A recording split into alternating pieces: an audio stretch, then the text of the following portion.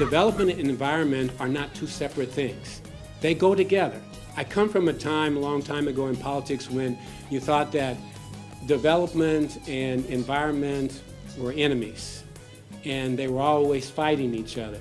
But we've come a long way, and now we realize that they go hand in hand. We're here because the Navy is getting recognized by the Department of Defense for the most impressive green remediation project, cleanup project in the country. So this is truly a celebration of national proportions. So today we're focusing on a very small part of the island, but a very significant one in terms of habitat restoration.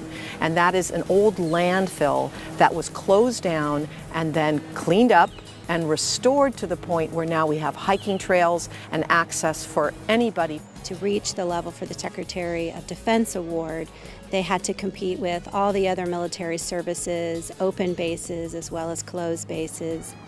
The state land staff were the first to really champion this idea, was that you could mix access to the environment, to the beautiful world that was on that western side that had been seen by few people. Creating a way of having people access that and use that for recreation without destroying what they came to see was a really delicate balance. And this is what we came up with. And it required a lot of careful coordination with a lot of different agencies.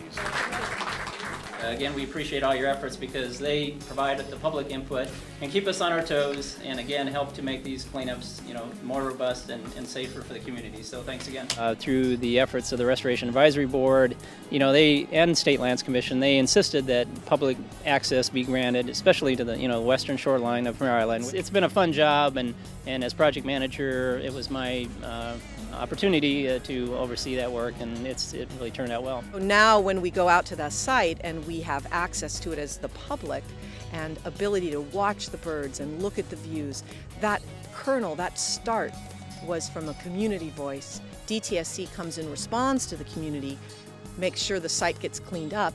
The Navy takes then great pride because they become partners with DTSC, and everyone benefits.